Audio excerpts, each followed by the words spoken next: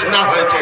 তারপরে বেগম জিয়া বলেছেন, আমার সন্তানদেরকে তোমরা যদি হত্যা করো তবু আমি এই দেশ ছেড়ে যাব না, বাংলাদেশের বাইরে আমার আর কোনো ঠিকানা নেই।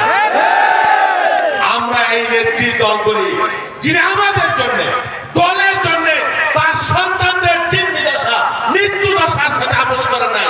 নিজের মৃত্যু দশা তিনি যে বেঁচে থাকবেন আমাদের মধ্যে, এটা কেউ আমরা চিন্তা করি না। আল্লাহ রাব্বুল আলামিন স্বয়ং তার মাঝেদার মাধ্যমে বেগম খালেদা জিয়াকে হাসিনার এই পরিণতি দেখাবার জন্য নিশ্চয়ই তিনি দিবেন।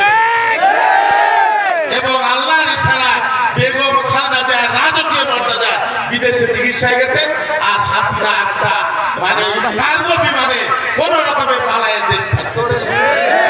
পরিণতি আল্লাহ রব্বুল আলামিনের দরবারেই কিন্তু ফয়সালা হয়। ইজ্জত দেবার মালিক একমাত্র আল্লাহ।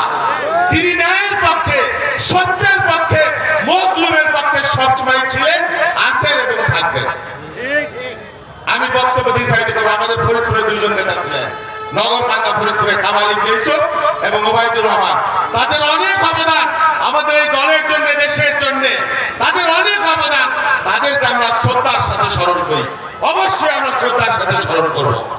প্রিয় বন্ধুরা, এইখানে আমার এক সহযোদ্ধা খুন হয়েছে এর আগে রাজনীতির কারণে। আমরা যে দলের দল করি, এক দল করি, কিন্তু দলের মধ্যে হানাহানি বিদ্বেষ এইগুলো আমরা খোলাখুলি তো প্রশ্রয় আসে না। কোনদিন রাজনীতির কারণে কাউকে চোর মারি নাই, কিন্তু মানুষ খুন করবো এটা আমরা বিশ্বাস করি না। রাজনীতির প্রতিহিংসার জন্য দল যখন যেই সিদ্ধান্ত দেবে, আমার নেতা তারেক রহমান খালেদা জিয়া যেই সিদ্ধান্ত দেবে সেই সিদ্ধান্ত মাথা পেতে নেব, কিন্তু কোনো রক্ত চক্ষুকে বাধা করি না। আমাদের ভদ্রতাকে, উদারতাকে দুর্বলতা মনে করবেন না। আর আমার পূর্বপুরুষের নাম ধরে গালাগালি করবার জন্য এখানে লোক আমদানি করেন না, দয়া করে। আমরা রাজনীতি করি দেশের জন্য, দলের প্রতি কমিটমেন্ট দিয়ে রাজনীতি করি। প্রিয় বন্ধুরা, আমরা জাতীয়তাবাদী কৃষক দলের সমাবেশ চলছে সারা বাংলাদেশে, 4,500 ইউনিয়ন এইভাবে সমাবেশ হচ্ছে। আমার নেতা তারেক রহমান আমাকে যখন কৃষক দলের দায়িত্ব দিয়েছেন, তিনি আমাকে তার কিছু স্বপ্নের কথা বলেছেন বাংলাদেশের কৃষক নিয়ে। বাংলাদেশের 60% মানুষ এখনো কৃষি পেশার সাথে সংযুক্ত। আমাদের কোনো সংগঠন নাই, আমাদের কোনো ট্রেড ইউনিয়ন নাই, আমাদের কোনো সমবায় সমিতি নাই। আমাদের উৎপাদিত পণ্যের মূল্য না পাইলে আমরা ধর্মঘট করতে পারি না। আমাদের কৃষি উৎপাদনের সামগ্রীর দাম বাড়লে আমরা ধর্মঘট করতে পারি না। এখনো খবরের কাগজে দেখলাম যে শীতকালীন সবজি, ফুলকপি, নানান ধরনের সবজি, লাউ মানুষ কেটে কেটে গরুকে খাওয়াচ্ছে, ফসলের সারের জন্য কেটে রাখছে, বিক্রি করতে পারে না। 3 টাকা 2 টাকা দাম।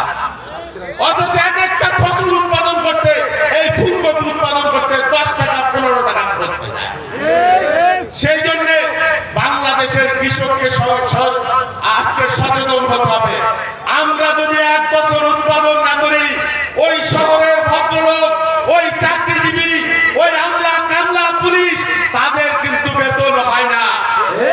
বাংলাদেশের কৃষক উৎপাদন না করলে বাংলাদেশ দুর্ভিক্ষে পতিত হয়ে যাবে। আপনি কয় মেট্রিক টন খাদ্য আমদানি করতে পারবেন? 5 লক্ষ মেট্রিক টন পেঁয়াজ আমদানি করতে দেয়া আমাদের দেশের অর্থনীতির 12টা বাজতে যায়। আর যদি কৃষির খাদ্য, ধান, চাল আমদানি করতে হয়, তাহলে এদেশে মানুষ বাঁচবে? আপনি বলেন। আর বাংলাদেশের কৃষকের সন্তান বিদেশে যায় যদি হাড় ভাঙা পরিশ্রম না করে,